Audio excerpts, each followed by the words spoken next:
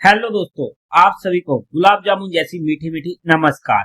और उसी के साथ आप लोगों का स्वागत है आईपीओ के लव ट्रायंगल शो में। फाइनली इस वीक का final IPO, mainline IPO Niva Bupa health insurance company लेके आ रही है। यहाँ पर हम आज इस रिव्यू वीडियो में इस कंपनी का कच्चा चिट्ठा खोलने वाले हैं। बेसिकली इस हफ्ते 4 आईपीओ आ रहे हैं और काम वाइज बात करते हैं, ब्रांड वाइज बात करते हैं। तो चारों के चारों आईपीओ ऐसे आईपीओ होने वाले हैं जिनके बारे में हमने सुना है या काम वाइज भी देखते हैं तो अच्छा काम है। स्पेशली अब अगर हम नीवा बुप्पा की बात करते हैं, आज के दिन हर किसी के पास नहीं कहूंगा, बट हाँ फैमिली में या फिर किसी रिलेटिव्स में या आप लोगों के फ्रेंड्स में किसी ना किसी के पास आपने इंश्योरेंस सुना हुआ कि उसके पास वो इंश्योरेंस है। अगर आप लोगों के पास नहीं है तो हमारे पास हेल्थ इंश्योरेंस होना सबसे ज्यादा जरूरी होने वाला है।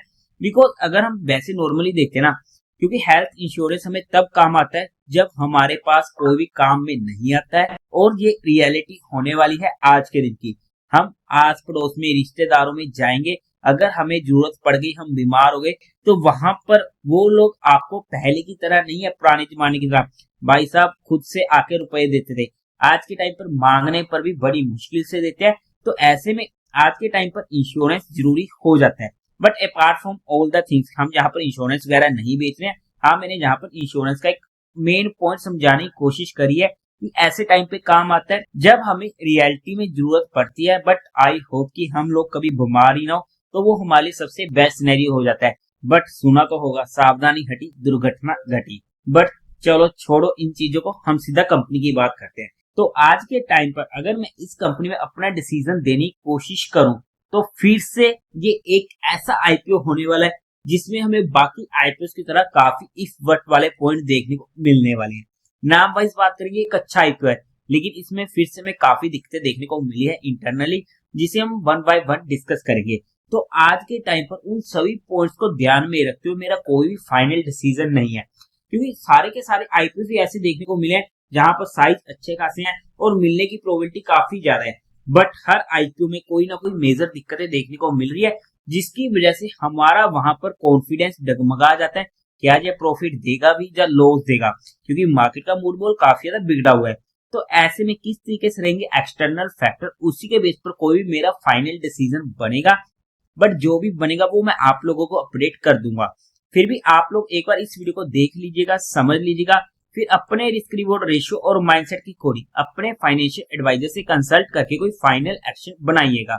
उसी के साथ साथ आप लोगों को म्यूचुअल फंड में या इंश्योरेंस सेगमेंट में किसी भी तरीके की कोई भी हेल्पलाइन की जरूरत है, या आप लोग चाहते हैं कि being a mutual fund distributor हम आपका पैसा मैनेज करने में आपकी हेल्प करें, चाहे वो SIP हो, STP हो, SWP हो, बूस्टर STP हो या लमसम अमाउंट हो, तो आपको डिस्क्रिप्शन में मेरा फोन नंबर मिल जाएगा, आप मुझसे कांटेक्ट कर सकते हैं।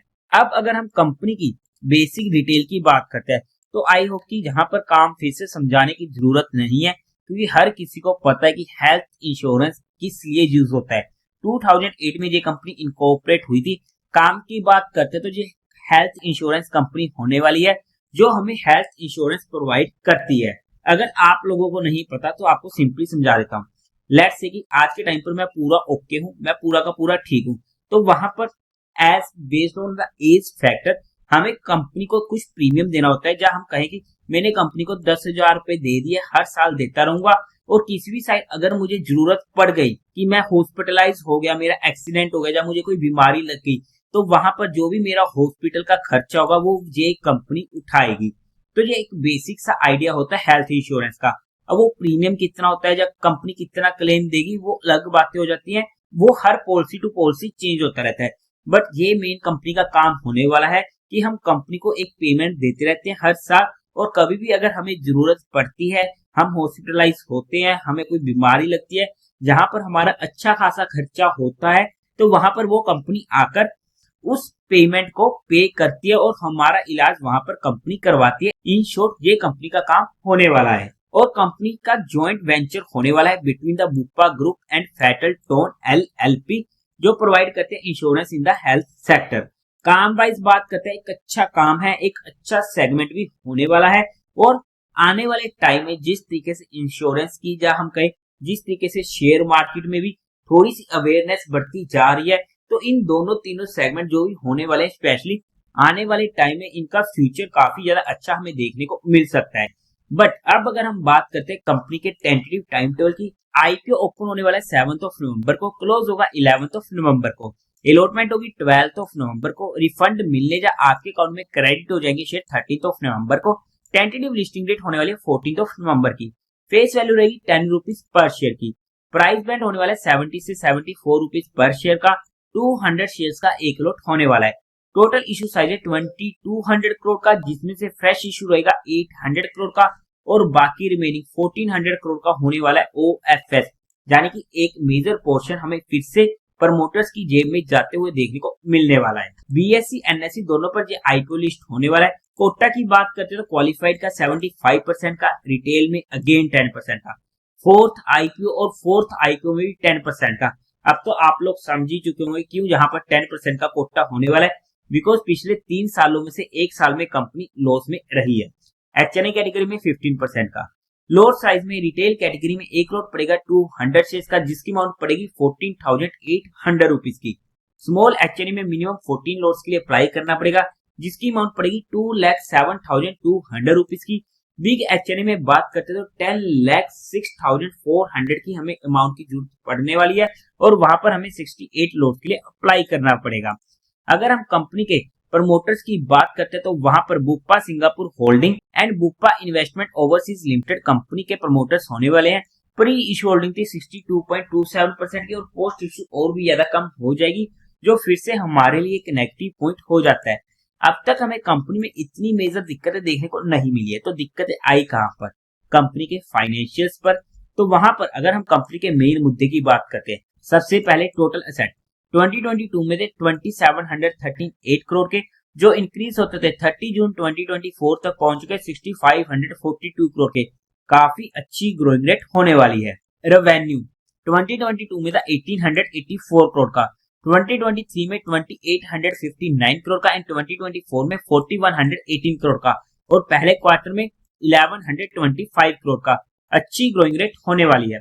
प्रॉफिट आफ्टर टैक्स 2022 में था 196 करोड़ का लॉस, 2023 में 12 करोड़ का प्रॉफिट, 2024 में 81 करोड़ का प्रॉफिट, बट पहले क्वार्टर ऑफ 2025 फाइनेंशियल ईयर में 18 करोड़ का लॉस। जहां पर मामला गड़बड़ा गया 2025 में आती और वहां पर हमें दिक्कतें देखने को मिली कंपनी के फाइनेंशियल में, जहां पर भी हमें एक अच्छा खासा लॉस देखने को मिला है। बट आपको भी पता है कि 2021 से 2022 में काफी ज्यादा वहां पर क्लेम सेटलमेंट हो रहे हैं। अब यहाँ पर ना सबसे बड़ी दिक्कत यही आती है कंपनी की। वो कौन सी? मान लो कि 100 बंदों ने इंश्योरेंस लिया, तो वहां पर 100 बंदों ने कुछ ना कुछ अमाउंट कंपनी को दी होगी, लेकिन मान लो कि 100 में से यहाँ पर 10 बंदे बीमार हो गए और वो हॉस्पिटलाइज हो गए और वहां पर कंपनी ने, चलो हम यहाँ पर मान के चलते हैं कि 10 के 10 बंदों को ही क्लेम दिया, उन सभी के क्लेम ओके थे और वहां पर 10 के 10 बंदों को इन्होंने पे कर दिया। अगर वहीं पर हम दूसरा केस लेके चले, 100 बंदे थे और वहां पर 50 बंदे बीमार हो गए किसी ना किसी कारणवश और वहां पर कंपनी ने 50 के 50 बंदों को क्लेम दे दिया। मतलब यहाँ पर कंपनी को लॉस ज्यादा कब होगा, जब कंपनी को प्रॉफिट कब कम होगा? जब कंपनी 50 वाले केस में जाएगी। मतलब कि जितने ज्यादा लोग बीमार होंगे या फिर कंपनी जितने ज्यादा अपने क्लेम्स को सेटल करेगी, वहां पर उतनी ज्यादा दिक्कत कंपनी के प्रॉफिटेबिलिटी में हमें देखने को मिलेगी, क्योंकि वहां पर फिर कंपनी को अपनी जेब से पैसे देने पड़ रहे हैं उस बंदे को ठीक करने के लिए। और सबसे बड़ी गड़बड़ भी यही आ जाती है इंश्योरेंस कंपनी की। सिंपल सी चीज है, कोई भी नहीं चाहता कि मुझे फ्री फंड में नुकसान हो, तो ऐसे में कंपनी भी पूरी की पूरी कोशिश करती है, मैं हर इंश्योरेंस कंपनी की बात कर रहा हूँ, कि किसी ना किसी तरीके से इस बंदे का मैं इंश्योरेंस क्लेम कैंसिल कर दूं। वो कोई ना कोई ऐसा बहाना ढूंढती है कि शायद इसने ये गलती कर दी हो या इसने ये झूठ बोल दिया हो या मुझे ये पता लग जाए कि ये इसका पुराना सिनेरियो चल रहा था जिसकी वजह से मैं इसका क्लेम कैंसिल कर दूं, ताकि कंपनी को वहां पर अपनी जेब से रुपए ना देने पड़े। तो ऐसे में जब भी हमें इंश्योरेंस लेना होता है तो हमें हमेशा सच बोलना चाहिए, कभी भी कोई भी बात नहीं छुपानी चाहिए, वरना बाद में जब हमें रियलिटी में जरूरत पड़ती है ना, तो वहां पर कंपनी आकर आपका क्लेम कैंसिल कर देती है उसी एक छोटे से झूठ की वजह से। नेटवर्थ की बात करते हैं 2031 करोड़ की, रिजर्व एंड सरप्लस में 1282 करोड़ का, टोटल बोरिंग कंपनी के ऊपर है 250 करोड़ की। ओवरऑल में अगर हम फाइनेंशियल्स की बात करते हैं तो अच्छी ग्रोइंग रेट होने वाली है, कंपनी के रेवेन्यू बढ़ते जा रहे हैं, मतलब कि कंपनी की पॉलिसीज बिकती जा रही हैं और अच्छे तरीके से ग्रो भी कर रही है। और ग्रो होने का रीजन भी काफी ज्यादा सिंपल सा लेके चलो, तो नीवा बुप्पा इंश्योरेंस कंपनी के जो प्रोडक्ट्स आ रहे हैं, काफी इंटरेस्टिंग प्रोडक्ट्स हमें बैक टू बैक देखने को मिल रहे हैं। मतलब कि वो टाइम के साथ अपने प्रोडक्ट को थोड़ा सा इनोवेट करने की कोशिश कर रहे हैं, जिससे क्लाइंट्स उनकी तरफ अट्रैक्ट हो। तो उस वजह से वहां पर हमें कंपनी के रेवेन्यू में भी अच्छी खासी ग्रोथ देखने को मिल रही है, प्रॉफिट में भी अच्छी ग्रोथ थी। बट यहाँ पर इनके फर्स्ट क्वार्टर में हमें लॉस देखने को मिला, जो हमारे एक नेगेटिव पॉइंट हो जाता है। तो ओवरऑल में अगर हम फाइनेंशियल्स की बात करते हैं, तो ओके ओके से फाइनेंशियल हम बोल सकते हैं। अगर हम इस क्वार्टर को भी इंक्लूड करते हैं, अगर हम इससे पहले की बात करते हैं, तो वहां पर तो हम अच्छे फाइनेंशियल कंपनी के बोल सकते थे। अब अगर हम बात करते हैं कंपनी के ऑब्जेक्टिव की क्यों आ रहा है जे आईपीओ, तो वहां पर इनको कैपिटल रेज की रिक्वायरमेंट है, ताकि ये स्ट्रेंथन कर सके अपने सोल्वेंसी लेवल्स को। Second, general corporate purpose.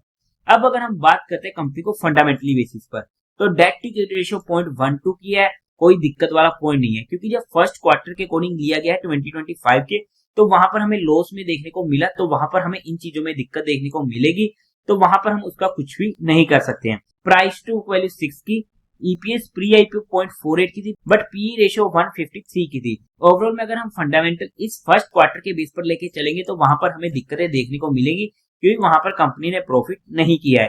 How ever अगर हम पीयर टू पीयर कंपिटिटर्स में जाकर बात करते हैं, तो वहां पर स्टार हेल्थ जिसका पी है 36 का, आईसीआईसी लोम्बार्ड 46 का P, the new India assurance 35 का पी। और अगर हम इसके जीएमपी की बात करते हैं, तो आज के टाइम पर 0% का हमें देखने को मिल रहा है। अब अगर हम वैल्यूएशन वाइज बात करते हैं, जो इस कंपनी का सबसे मेजर इशू बना हुआ है, तो देखो 2025 के अकॉर्डिंग हम देखते तो वहां पर प्रॉफिट आफ्टर टैक्स लॉसेस में, तो वहां पर हम पीई वाइज तो देख ही नहीं सकते, वो नेगेटिव हमें देखने को मिलेगी। बट अगर हम 2025 या 2024 के बेस पर भी लेके चलते हैं, तो वहां पर ये आईपीओ काफी ज्यादा महंगा हमें देखने को मिल रहा है। एज पर अगर हम पीई रेशियो देखते हैं, या फिर एज पर अगर हम पीयर टू पीयर कंपिटिटर्स को साथ में लेके चलते हैं, तो दोनों सिनेरियो में हमें यहाँ पर वैल्यूएशन महंगी देखने को मिल रही है। बट यहाँ पर ना कुछ टाइम पहले रिसेंटली कंपनी ने अपने शेयर्स को इशू किया था 67.15 से 85 के बीच में, और यहाँ पर प्राइस ये मांग रही है 74 का, मतलब कि बीच में एवरेज सा कहीं ये प्राइस होने वाला है। तो अगर हम उस चीज को ध्यान में लेके चलते, तो उस चीज के अकॉर्डिंग प्राइस वाइज ये सही आ रहा है, बट वैल्यूएशन अभी भी काफी ज्यादा महंगी होने वाली है, क्योंकि यहाँ पर मार्केट का मूड मोल काफी ज्यादा बिगड़ चुका है। उस टाइम पर मार्केट का मूड मोल काफी ज्यादा अच्छा चल रहा था, तो हमें वहां पर कोई दिक्कत नहीं थी। बट जो भी मेरा फाइनल डिसीजन होगा, वो मैं आप लोगों को अपडेट कर दूंगा। हमने यहाँ पर सिर्फ कंपनी को education and learning perspective study किया है, किसी भी तरीके की कोई भी इन्वेस्टमेंट टिप या एडवाइस नहीं है। फिर भी आप लोगों को कोई भी काम करना हो या कोई भी एक्शन लेना हो, तो एक बार अपने फाइनेंशियल एडवाइजर से कंसल्ट करके ही लीजिएगा। तो देवी और सज्जनों, उम्मीद है आप लोगों को ये वीडियो अच्छी लगी होगी, तो इस वीडियो को लाइक कीजिएगा, शेयर कीजिएगा और साथ ही साथ चैनल को सब्सक्राइब करें। हर हर महादेव।